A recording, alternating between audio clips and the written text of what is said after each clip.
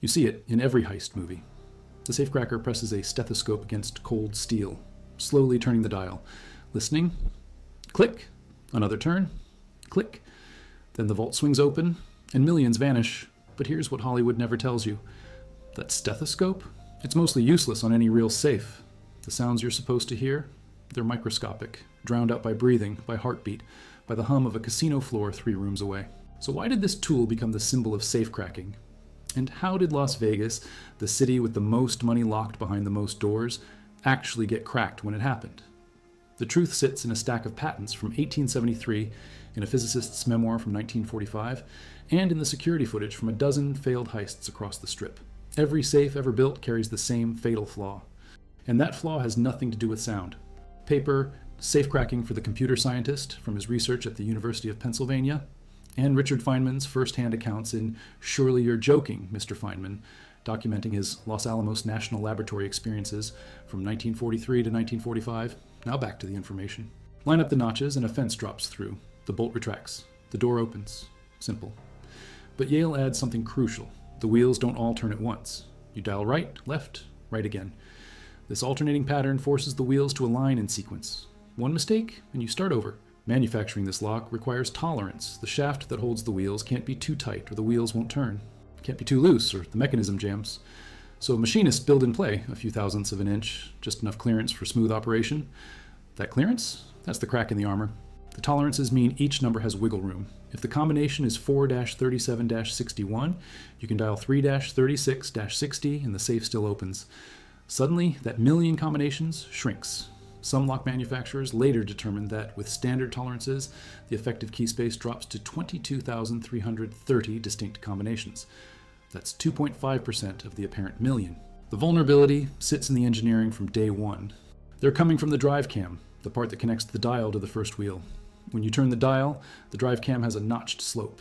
The lever's nose hits that slope and makes contact. That's the click. It tells you the contact area, the space where the drive cam engages, but it tells you nothing about the wheel positions. Zero information about the actual combination. Professional safecrackers in that era know this. The stethoscope is theater, a prop to intimidate bank managers. The real work happens through touch. By 1895, he's performing the challenge handcuff act. Police bring their own cuffs. Houdini escapes in minutes, but handcuffs are simple pin tumbler locks. Safes are different. March 17th, 1904, at the London Hippodrome. Audience of 4,000. Houdini examines the cuffs. They're not standard. The keyhole is hidden. The mechanism is proprietary. He accepts the challenge. The cuffs lock onto his wrists. Houdini steps behind a curtain. 10 minutes pass. 20. 30. The audience gets restless. At one point, Houdini emerges, asks for the cuffs to be removed so he can take off his coat. The request is denied. He goes back behind the curtain. 40 minutes. 50. 1 hour. Finally, at 1 hour and 10 minutes, Houdini walks out. The cuffs dangle from one hand. The crowd erupts. Did he have inside information? Did Hart secretly help him? We'll never know. But Houdini's reputation as a lock manipulator is cemented. He publishes Handcuff Secrets in 1909. Includes photos of his actual picks. These tools survive today in private collections. No stethoscopes among them. By the 1920s, the stethoscope method is already obsolete against quality safes. Yet the image persists. Why? Because movies need visual drama.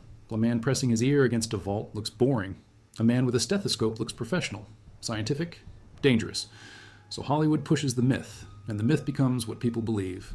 America's race to build the atomic bomb brings together the greatest physicists of the generation. Richard Feynman arrives fresh out of Princeton, 24 years old, PhD not yet in hand, gets assigned to the theoretical division under Hans Bethe. His job? Calculate nuclear yields, work with human computers, help establish IBM punch card computation systems. The facility is rushed. Security is an afterthought. Secret documents go into wooden filing cabinets with simple locks. Feynman already has a hobby. Lockpicking. Started years earlier as a puzzle-solving exercise. At Los Alamos, he's bored. The New Mexico desert offers little entertainment, so Feynman starts testing the locks. Feynman considers this approach stupid. Instead, he turns to math. He discovers that most people leave the locks set to the factory default, 20-15-0. He tests it, works on about 15% of cabinets. For the rest, he develops a systematic method. He finds the contact area, determines the number of wheels, then graphs the lock's behavior. Each wheel creates a pattern. He marks the patterns on paper, cross-references them, narrows down the possible combinations. His calculations show he can reduce any three-wheel lock to about 1 in 8,000 odds, much better than 1 in 1 million. These sensations tell him more than sound ever could. By 1945, Feynman can open most Los Alamos safes given enough time. He leaves pranks, opens a colleague's safe, pulls a document, leaves a note. I borrowed document number LA4312, Feynman, the safecracker. Creates panic. People think there's a spy. Eventually they realize it's Feynman. Security gets upgraded. Better locks arrive. Feynman attacks these too. Studies their mechanics. Eventually he can defeat them, but it takes even longer. More touch sensitivity, more patience. The entire Manhattan Project's classified information. He admits the process requires intimate mechanical knowledge, extreme patience, and zero reliance on sound. The myth continues anyway. During major events like boxing matches or March Madness, that number hits 150 million. Even small strip casinos keep at least 20 million on site. Regulation requires it. For every chip in play on the casino floor, the casino must hold equivalent cash in the vault. Can't use valueless chips to represent value. The money must exist physically. This creates a target. Time delay locks. Even with the correct combination, the lock won't open for a set period, usually 15 minutes. This prevents smash and grab robberies, prevents internal theft. Even if a corrupt employee knows the combination, they can't access the vault instantly. Dual control systems. 2 separate people must be present. Each knows half the combination. Neither can open the vault alone. Biometric integration, fingerprint scanners, retinal scanners, multiple authentication layers, and the vaults themselves are hardened. Thick steel walls, steel floors, drill-resistant alloys, relockers that trigger if anyone tries to force entry. Once a relocker trips, even the correct combination won't work. The safe must be cut open. All of this costs millions to install. Holds chips and some cash for immediate transactions. Protected by bulletproof glass and cameras, but accessible. In 1991, cameras and audio bugs become standard in major casinos worldwide. The era of surveillance begins. Before digital technology, cameras use analog signals, prone to cutting out, low resolution. But they're better than nothing. Casinos start logging everything, every transaction, every movement. Facial recognition technology arrives in the 2000s. Casinos can now identify known cheats automatically. Blacklisted players, people with past altercations. The system flags them before they reach a table. The shops are closed. The casino is nearly empty. He approaches a craps table, pulls a gun, demands chips. The dealers comply. He grabs chips of multiple denominations, including $25,000 chips, chocolate-colored chips, very high value. He exits the same way he entered. The entire robbery takes less than 4 minutes. He escapes before police arrive. The haul? $1.5 million in chips. This is Anthony Michael Carleo, age 29, son of a Las Vegas municipal court judge. 5 days earlier, he stole $20,000 in chips from the Suncoast Hotel and Casino. Same method. Motorcycle, helmet, gun. But the $25,000 chips are his downfall, and these chips are tracked. Casinos maintain databases. High-value chips have identification markers. Some have embedded RFID chips. If someone tries to cache them, the casino knows immediately. Carleo doesn't understand this. He tries to sell the chips online. Uses an internet poker website. His email address? bikerbandit1190@gmail.com. 1190 refers to Pantone 1190, the color of the $25,000 chips. He literally brands himself with the evidence. He signs his emails Biker Bandit.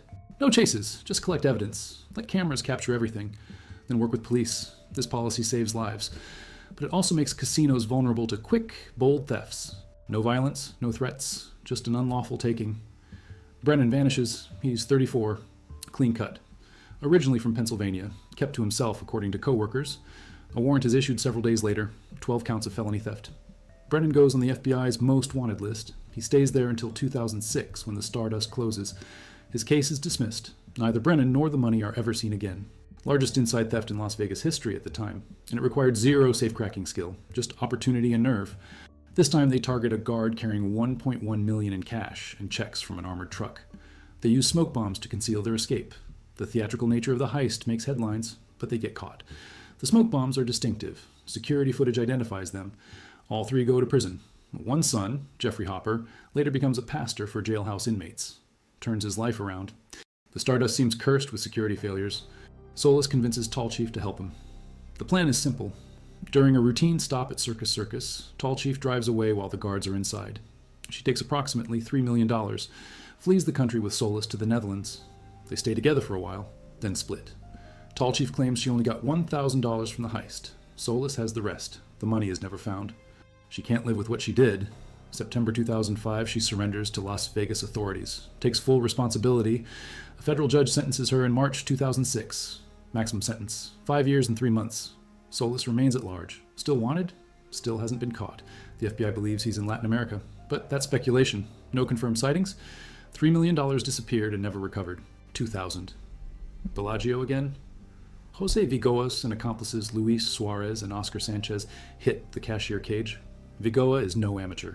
He's been involved in a string of casino and armored truck robberies over 2 years. This time, they jump over the counter, grab $160,000 in cash and chips. But Vigoa doesn't wear a mask. Cameras capture his face clearly. A chase follows. Sanchez gets caught immediately. Vigoa and Suarez are arrested shortly after. Vigoa gets 4 life sentences. His crime spree ends. This is the Bellagio's first major robbery. Won't be the last. No information on how much was stolen. No information on whether the men were caught. The silence suggests either a massive loss or a complete failure to catch them. Casinos hate admitting security failures. Bad for business. Scares away high rollers. Creates regulatory scrutiny. Better to keep it quiet. He knows the vault procedures, knows the schedules. One day he hogties his coworkers, walks into the vault, takes $1.5 million. His getaway driver is Eric Aguilera. They're apprehended 48 hours later. Inside jobs are always the biggest threat. The people who know the system, who have access, who understand the timing. That's where the real danger lives. No stethoscopes, no lockpicking. They're all crimes of opportunity. Smash and grab, inside access, social engineering. The vault systems work. The safes remain secure. The problem isn't the lock, it's everything around the lock. False gates that mimic real gate positions. Wheels made from Delrin, low-density plastic that doesn't show up on x-rays. Spacers between wheels. Anti-tampering mechanisms. Even professional safe technicians need hours to manipulate a Group 1 lock. Sometimes days. And that's with proper tools. With training, with no time pressure. The standard technique developed by Harry Miller in the late 1940s remains the baseline. Miller's method has 3 steps. Find the contact area. Determine the number of wheels. Graph the wheel positions. Each step requires careful dialing, precise measurements, constant feedback through touch. Not sound, touch. The dial gives resistance, small changes in friction. These tell you when you're close to a gate. Modern safe manipulators use amplified listening devices, not stethoscopes. Electronic stethoscopes with built-in amplifiers or specialized contact microphones. But even these are supplementary. The primary sense is touch. Sight matters too. Some manipulators use dial indicators to measure tiny movements, 0.001 inch precision, combined with graphs, plotting every reading, looking for patterns. It's mathematics as much as craft. The process can take hours. A skilled manipulator might open a Group 2 lock in 1 to 3 hours. A Group 1 lock? 8 to 20 hours, maybe more. Some locks never get manipulated successfully. The operator has to drill instead. Drilling is faster, more reliable, but it damages the safe, leaves evidence, requires repairs. Manipulation leaves no trace. The lock remains functional. The safe can be used immediately. That's why manipulation is considered taking the high road in the safe cracking community. It's the pure form, the art at its highest level. Now the technology question. Can modern safes be defeated electronically? Sometimes. Electronic safe locks use keypads, solenoid-activated bolts, software-controlled timers. They're supposed to be more secure than mechanical locks. No physical tolerances to exploit, no feedback through the dial, but they have their own vulnerabilities. Buffer overflow attacks, Bluetooth exploits, default administrator codes. In 2025, a backdoor was discovered in the Securum Pro Logic electronic locks. The backdoor allowed unauthorized access. Securum is a major manufacturer. Their locks are installed in thousands of safes worldwide. The discovery sent shockwaves through the security industry. Lets locksmiths bypass the locks using simple electrical interfaces. Plugs into the lock's circuit board. Simulates the correct unlock signal. Safe opens in seconds. The tool is legal. Sold to certified locksmiths. But anything sold to locksmiths can be obtained by criminals. The cat and mouse game continues. Manufacturers patch vulnerabilities. Hackers find new ones. Electronic locks get firmware updates. But safes last decades. Old locks remain in service, with old vulnerabilities unpatched. Time delay locks on all vaults. Emergency lockdown capabilities. Biometric access controls. Annual security audits. The system costs tens of millions, but it works. No major vault breaches at the win. The money stays put. Hotel security can open any safe if a guest forgets their code. These override codes often don't get changed. Staff turnover happens. New employees learn the codes. Sometimes the codes leak. Thieves learn them. They watch for doors left ajar, for wealthy-looking guests, for easy targets. They slip in, enter the override code, take valuables, leave. Guest comes back, safe appears closed. Combination still works, but items are gone. Hard to prove theft, harder to identify suspects. Without them, hotel room safes offer minimal protection. Better than leaving items in the open, but not by much. Modern locks are engineered against everything that made stethoscopes theoretically useful. And those theoretical uses were always limited. The sounds were never clear, never reliable, never the primary method. Touch and sight always mattered more. Tells the audience immediately what's happening. That's fine for fiction, but it poisons public understanding. People think safecracking is about listening. It's not. It's about mechanical advantage, about exploiting tolerances, about mathematics and patience. The real skill is invisible, happens inside the mind. The safest safe in the world is only as secure as the person protecting the combination. Not from safecracking, from every other type of theft. The Bellagio biker bandit didn't need to crack the vault. He just needed a gun and nerve. Bill Brennan didn't need to manipulate anything. He just needed access and opportunity. Heather Tallchief didn't need tools. She just needed the keys to the truck. Jose Vigoa didn't need a stethoscope. He needed a team and a willingness to jump a counter. The security industry pivoted accordingly. Cameras everywhere, biometric access, time delays, dual control systems, alarm integration, real-time monitoring. The vault became less important than the people surrounding it. Gets tracked when cached. If someone steals a chip and tries to redeem it, the system flags it instantly. Security converges. Police are called. The chip becomes worthless. Even if you steal it successfully, you can't spend it. This alone stopped most chip thefts. Why risk years in prison for something you can't sell? The chips are tracked. The personnel are vetted. Background checks on every employee with vault access. Sheriff's cards required. Federal background checks. Continuous monitoring.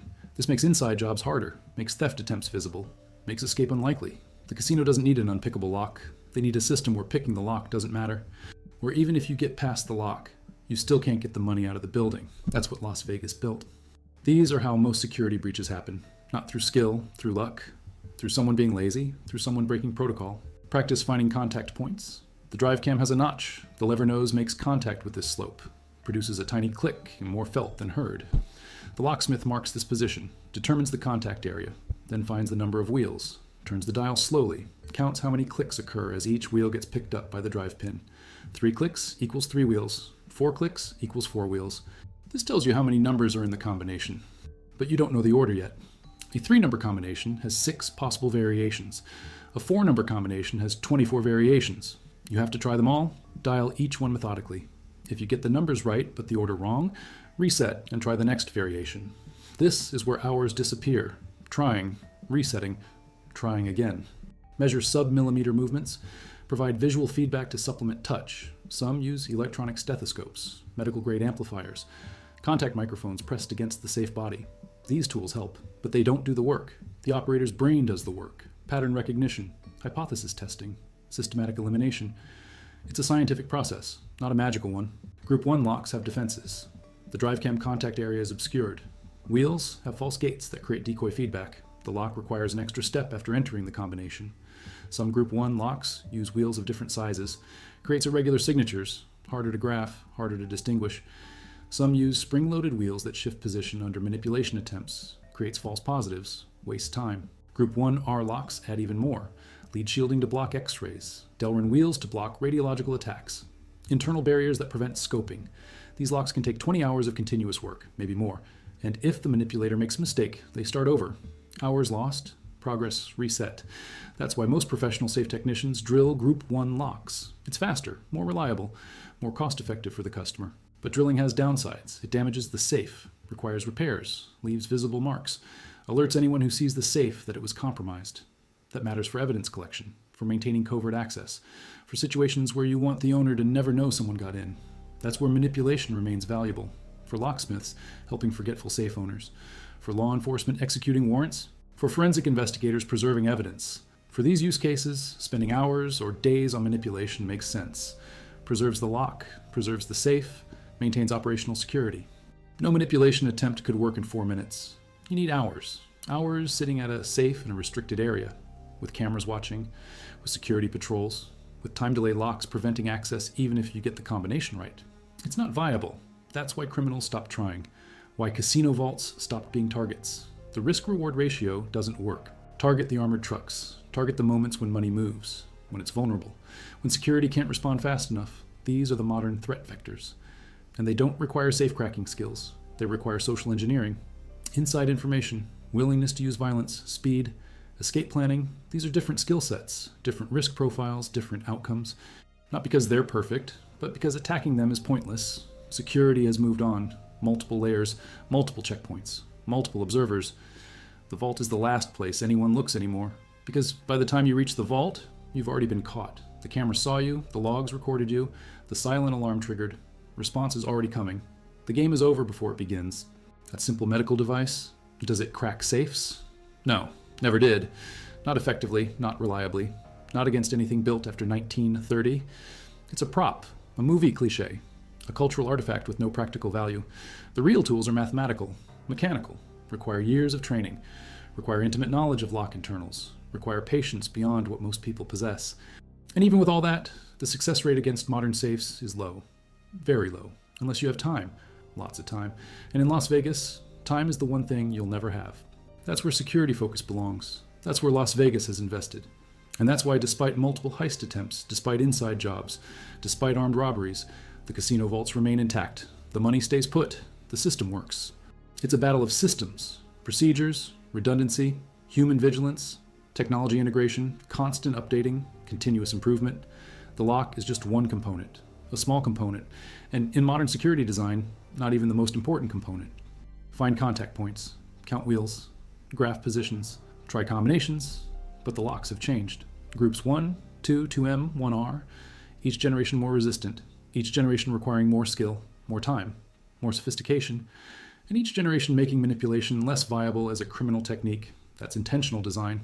Evolutionary pressure, the locks that get manipulated get redesigned, the vulnerabilities get patched, the industry learns, adapts, improves. Not something any security professional worries about anymore. So the myth persists. While professionals quietly work with tools nobody recognizes, while real security focuses on problems nobody dramatizes, while the actual threats remain invisible to the public. They know what matters and what doesn't, and they design systems accordingly.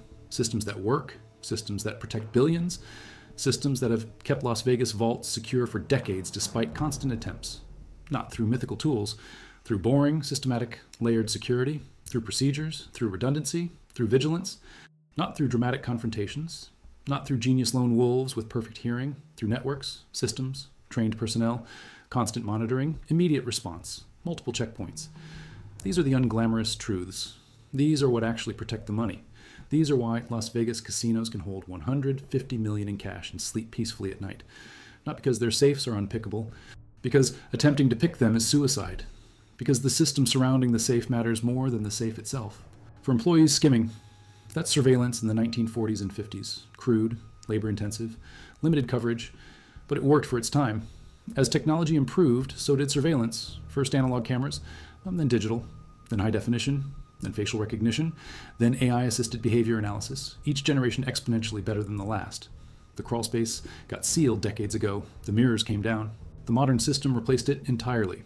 More coverage, better resolution, instant replay, remote access, integration with law enforcement databases. That's evolution. That's adaptation. That's how security improves. From manual opening to biometric plus, PIN plus, time delay plus, dual control. Each layer adds security, each layer reduces risk, each layer makes criminal access harder, not impossible, but hard enough that criminals choose easier targets. That's the goal, not perfection. Just sufficient difficulty that the risk-reward calculation favors moving on, finding a softer target, going somewhere else. Las Vegas has thousands of security incidents per year. Break-ins, pickpocketing, credit card fraud, identity theft, room burglaries. But vault breaches? Essentially zero. The last serious attempt at a casino vault was probably decades ago, maybe the 1970s, maybe earlier. Modern attempts focus elsewhere, because professionals know the vault is unreachable, not worth attempting. Too many barriers, too much time required, too much risk for too little reward.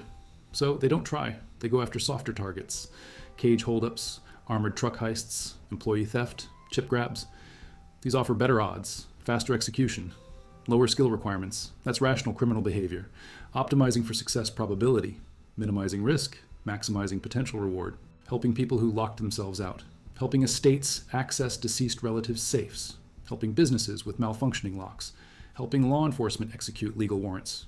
These are the use cases. Legal, ethical, necessary, and they generate enough demand that the skill persists. Training courses exist, certification programs exist, professional associations exist, but it's a niche specialty. Most locksmiths never touch a safe, don't have the skills, don't have the time to learn, don't have enough demand in their area. Those who do specialize make good money. It's skilled work, takes years to master, commands premium rates, but it's not criminal work. It's professional work, technical work, service work.